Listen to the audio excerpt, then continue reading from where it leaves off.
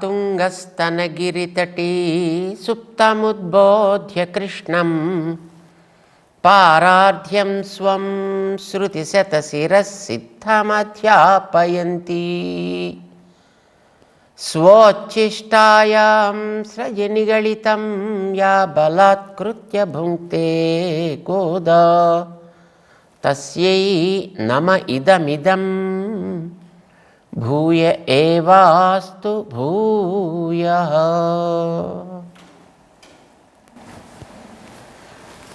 జయ శ్రీమన్నారాయణ. ప్రియ భగవద్బంధులారా, ధనుర్మాస కార్యక్రమం ప్రారంభమైంది. గోపికలంతా కృష్ణ భవనానికి చేరాలి అని సమాయత్తం అవుతున్నారు. గోదాదేవి వాళ్ళందరినీ కూడా ముందుండి అక్కడికి నడిపించాలి అని సిద్ధపడింది. గోదాదేవి ఎప్పుడూ అధ్యాపకురాలే. అటు భగవంతుడి దగ్గరికి వెడితే ఆయనకి పాఠం చెప్తుంది, మనతో ఉంటే మనకి పాఠం చెప్తుంది, తెలుసుకోవలసిన వాటిని తెలియచేస్తుంది, ఉండవలసినటువంటి క్రమాన్ని శాసిస్తుంది. ఎందుకోసం?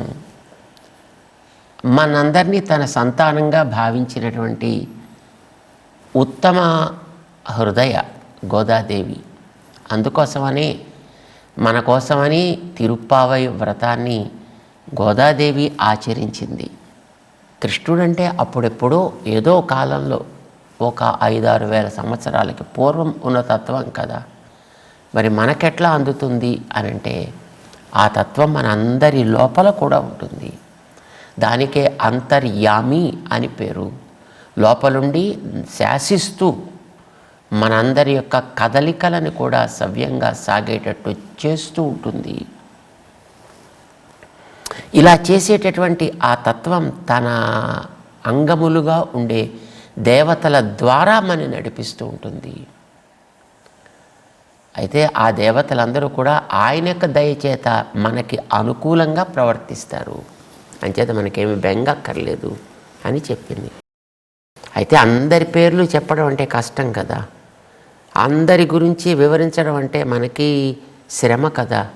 అందుకోసమనే వారందరికీ ప్రతినిధిగా ఒక పర్జన్య దేవుణ్ణి, వానదేవుణ్ణి మనకి చూపించి తనకుండేటటువంటి అతి విశాలమైనటువంటి ప్రేమ స్వభావాన్ని చూపించింది గోదాదేవి.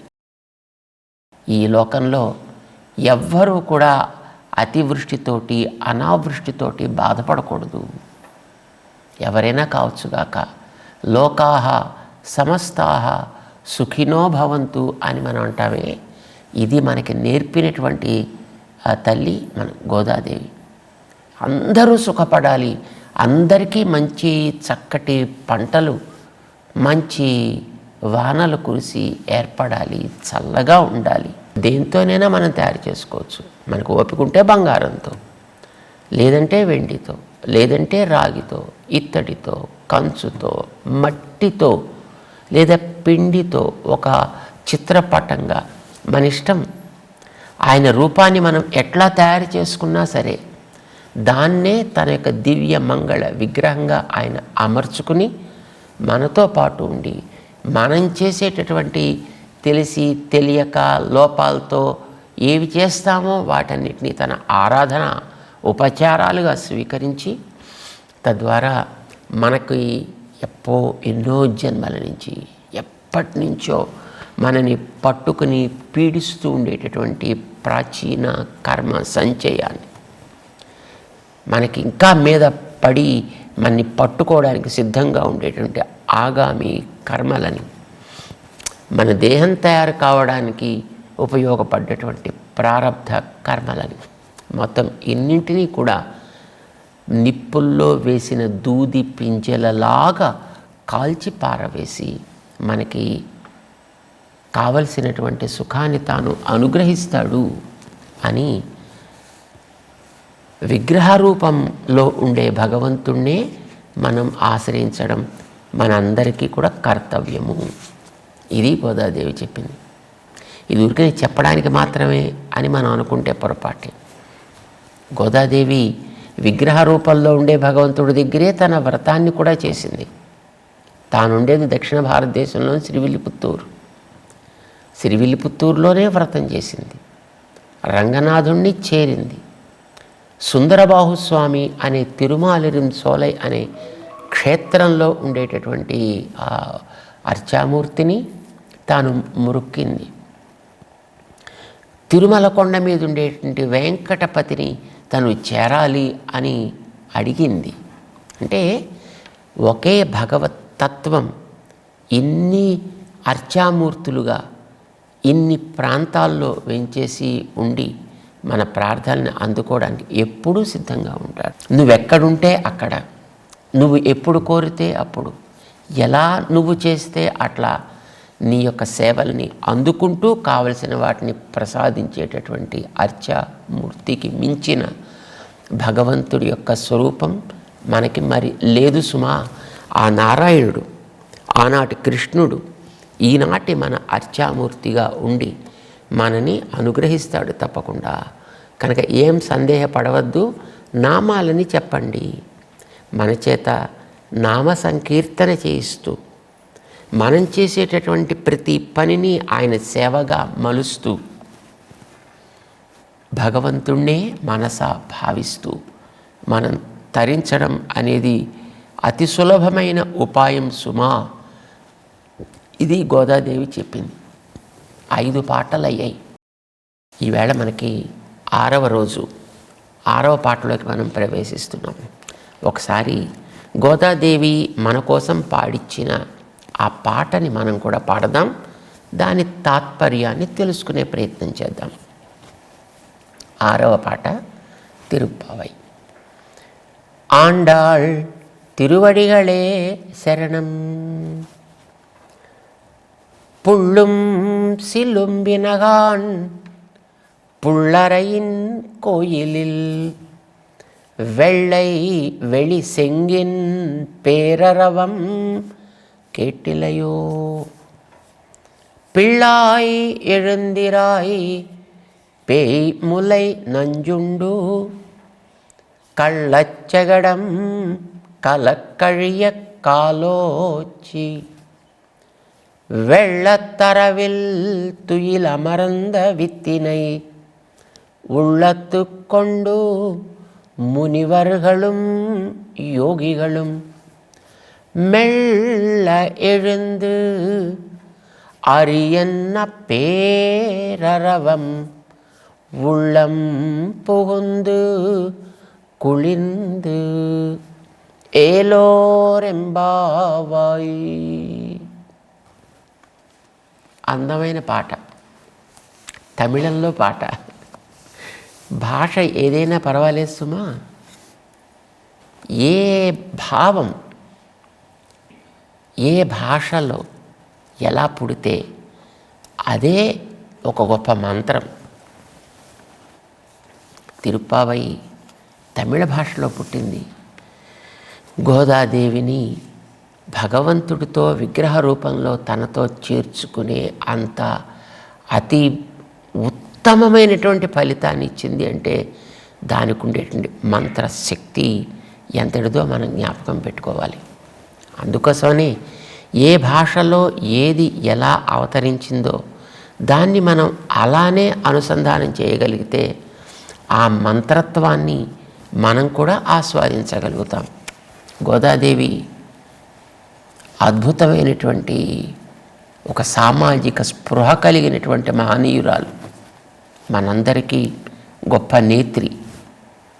ఈవేళ సబ్కే సాత్ సబ్కా ప్రయాస్ సబ్కా వికాస్ అని మనం వినేటటువంటి స్లోగన్స్, ఇది గోదాదేవి 5000 సంవత్సరాలకి పూర్వం చెప్పిన మాటలు.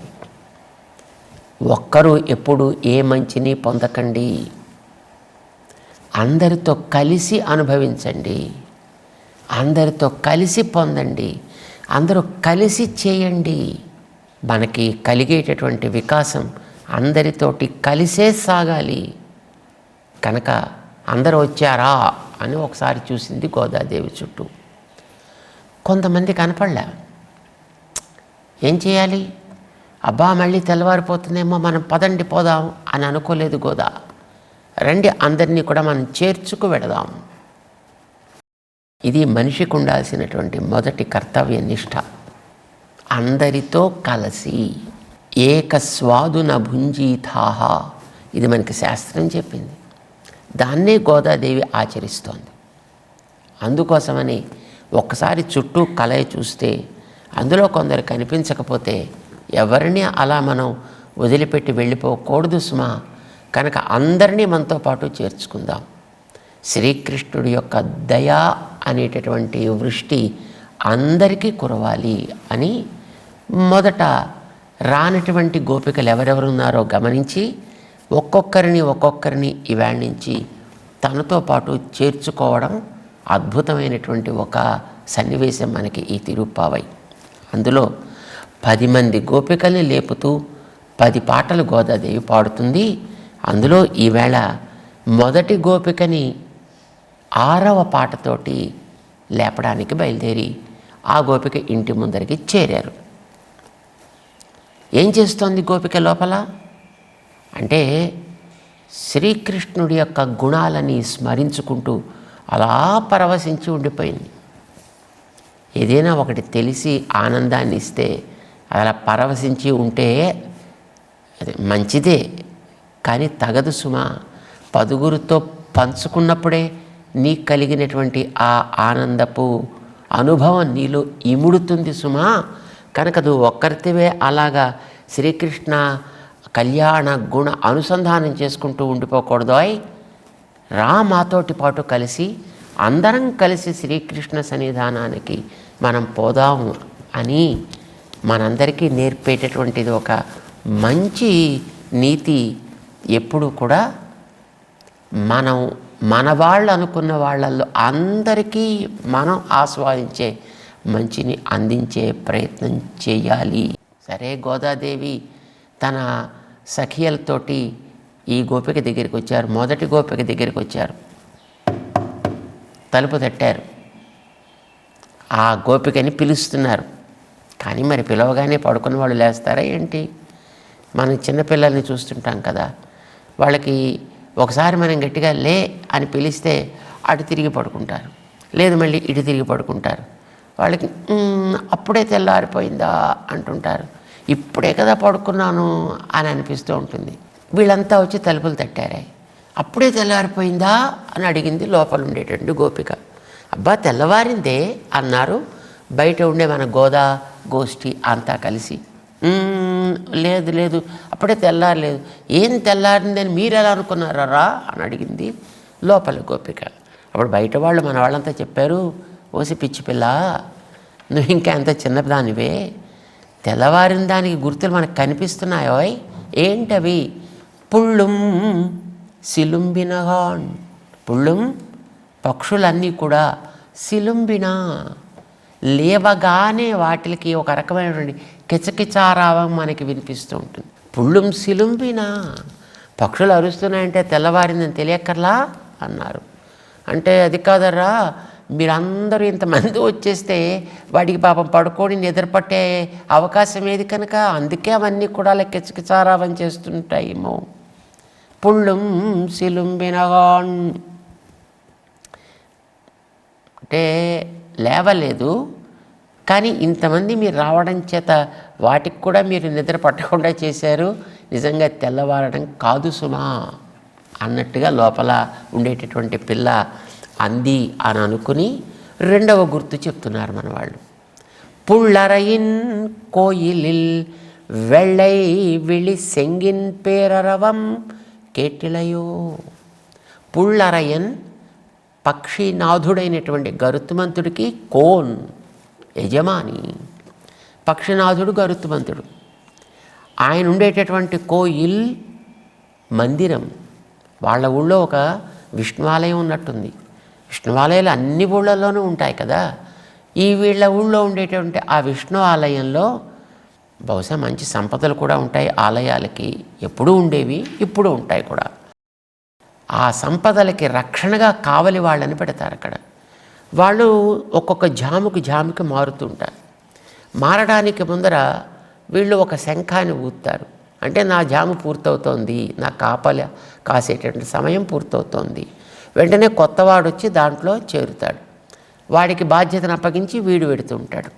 అంటే కాపల కాసేటటువంటి వాళ్ళని పిలవటానికి ఉపయోగించేటటువంటి శంఖపు ధ్వని వెள்ளై విళి సెంగ్, తెల్లగా ఉండేటటువంటి పిలుపు శంఖము. దాని యొక్క పేరరవం, అది పెద్ద ధ్వని చేస్తోంది, వినపడలే అన్నారు మనవాళ్ళు. అంటే లోపల గోపిక లేవలేదు. ఎందుకనంటే మీరు మరీ బొత్తిగా అమాయకులర్రా. ఈ ఊళ్ళో ఉండేటటువంటి ఆలయంలో జాముకు ఒక్కొక్కరు మారుతుంటారు. జాము 12ంటికి అవుతుంది, 3ంటికి అవుతుంది, 6ంటికి అవుతుంది, 9ంటికి అవుతుంది, మళ్ళీ 12ంటికి అవుతుంది. ప్రతి జాములోనూ ఈ శంఖం వినిపిస్తూనే ఉంటుందర్రా. మీరు ఎప్పుడో 3ంటికి ఎప్పుడో ఊదినటువంటి శంఖధ్వని విని తెల్లవారిపోయింది అని అనుకుంటున్నారు. అంచేత అది తెల్లవారటానికి గుర్తు కాదు సుమా అన్నట్టుగా లేవలే. మన వాళ్ళకు కొంచెం చికాకు వేసింది. పిళ్ళాయి, ఎంత చిన్న పిల్లవాయి నువ్వు, ఇలాగా నీకు తోచినటువంటి అర్థాలను చేస్తున్నావు. సరి అయినటువంటి మార్గదర్శనం లేకపోతే ఇట్లానే బాలభాషితాలు, అంటే తెలిసిన వాటికి తెలియని వాటికి ఏవో రకరకాల అర్థాలు చెప్పే స్థితి ఏర్పడుతుందయ్యా. ఏళ్ళెందీరాయ్, లేలే, రా ముందరికి రా, మాతో కలిస్తే అప్పుడు నీకు చెప్తాం అది అవునో కాదు అనేటటువంటిది. సరే సరే అలాగే, కానీ అసలు మిమ్మల్ని లేపింది ఎవరరా అసలు సమయానికంటే ముందర? అది చెప్పండి, ఎవరు లేపారో అని అడిగింది గోదాదేవి. మన వాళ్ళు చెప్పారు, మునివరుగళం యోగిగళం. మన ఇండ్లల్లో పశువుల కొట్టాల్లో పశువులన్నిటికీ కూడా పాలు తీయడం కోసమని, పాలు తీసి వాటిని అడవికి మేపడానికి పంపడం కోసమని ప్రొద్దున్నే కృష్ణుడు వస్తాడు. కృష్ణ దర్శనం అక్కడే అవుతుంది. మిగతా చోట్ల కృష్ణ దర్శనానికి అవకాశం లేదు. ఎందుకంటే రాత్రిపూట ఇంట్లో ఉంటాడు కనుక కనిపించాడు. మరి తెల్లవారితే అడవులకి పశువులు మేపుకోవడానికి వాళ్ళ అమ్మగారు భుజం మీద చల్ది మూట కట్టి పశువుల్ని జాగ్రత్తగా దూడలన్నీ మేపుకునే బాధ్యత నీది పో అంటే వాటి వెనకాతల పడిపోవాల్సి వస్తుంది. కనుక మనకి దొరకడు. మనకి దొరికేది ఆ పశువుల శాలలో ఉన్నప్పుడే అని అనుకుని మునివరుగళం యోగిగళం. మునులు యోగులు 2 రకాల వాళ్ళు. అందులో మునులంటే అలా తలుచుకుని దాంట్లో మగ్నం అయ్యేవాళ్ళు. యోగులంటే తలచిన ఆనందంతో ఏదో చెయ్యాలనే తపనతోటి రకరకాల సేవలు చేస్తుండేవారు, వాళ్ళు యోగులు. వీళ్ళిద్దరూ కూడా ఆ పశువుల శాలలో ఉంటారు కదా. మరి కృష్ణ వచ్చేంత వరకు ఏం చేయాలి? తెల్లవారిపోయింది, వీళ్ళు లేచారు. మెళ్ళ ఎഴുந்து, హృదయంలో వాళ్ళు ఎప్పుడు కూడా కృష్ణుణ్ణి నింపుకుని గర్భవతి లోపలుండే శిశువు కోసం తీసుకునే జాగ్రత్తల్లాగా ఈ లోపలుండే స్వామికి ఎక్కడ ఇబ్బంది కలుగుతుందో అని వాళ్ళు మెళ్ళ ఎഴുந்து, లేచేటప్పుడు కానీ అడుగులు వేసేటప్పుడు కానీ ఆ లోపలుండేటటువంటి స్వామికి ఇబ్బంది కలగకూడదు అని అనుకుంటారట. అంచేత వాళ్ళు మెల్లగా లేస్తారట. లేచేటప్పుడు చూడండి మనవాడు అమ్మయ్యా అబ్బా అని ఇలా అంటుంటారే, అలాంటివి ఏవో మాటలు మాట్లాడకుండా హరి అన్న పేరరవం. తెల్లవారుగానే హరినామ సంకీర్తన చెయ్యాలని నియమం అండి. కనీసం 7-8 సార్లు హరి హరి హరి అనుకుంటే లోపలుండే పాపాలన్నీ పోతాయి అని అంటారు కదా. వాళ్ళకి అది తెలుసును, పొద్దున్నే హరి అష్టకం చదువుకోవాలి అని. అందుకోసం ఆ తెల్లవారుజామున మెల్లగా లేస్తూ ఆ లోపలుండే హరిని భావిస్తూ హరి హరి, ఒకరిద్దరు కాదు కదా, మొత్తం అక్కడ ఉండేటటువంటి వాళ్ళు కనీసం 5 లక్షల మంది గోపికలు ఉన్నారండి అక్కడ. అంటే ఎన్ని ఇళ్ళు ఉంటాయి? ఒక ఇంటికి ఒక గోపిక వేసుకున్న 5 లక్షల గృహాలు. అన్ని గృహాల్లో గోశాలలు, గోశాలల్లో గోవులు, ఆ గోవుల్ని పితకడానికి స్వామి, ఆ స్వామిని దర్శించడం కోసం మునులు యోగులు, ఇంతమంది కలిసి తెల్లవారుజామున ఒకసారి వాళ్ళు హరి హరి హరి అనంటే పెద్ద ధ్వని అయిపోదా? అంచేత వాళ్ళందరూ ఆరియన్న పేరరవం అదో పెద్ద ధ్వని అయిపోయి, ఆ ధ్వని కాస్త భగవన్నామం కదా, మన తాపాలని తీర్చేది కదా, మన పాపాలని ఆర్చేది కదా, మనకు కావలసినటువంటి సుఖాలని సంపాదించేది కదా. అది మా చెవుల ద్వారాల్లోంచి చల్లగా హృదయంలో ప్రవేశిస్తే, చూడండి, రెఫ్రిజిరేటర్లోంచి నీళ్లు తీసి చెవులో పోస్తే ఎలా ఉంటుందో ఒక్కసారి అట్లాగా ఆరియన్న పేరరవం ఉళ్ళం పుగుందు మా మనసుల్లో ప్రవేశించి కుళిరిందు.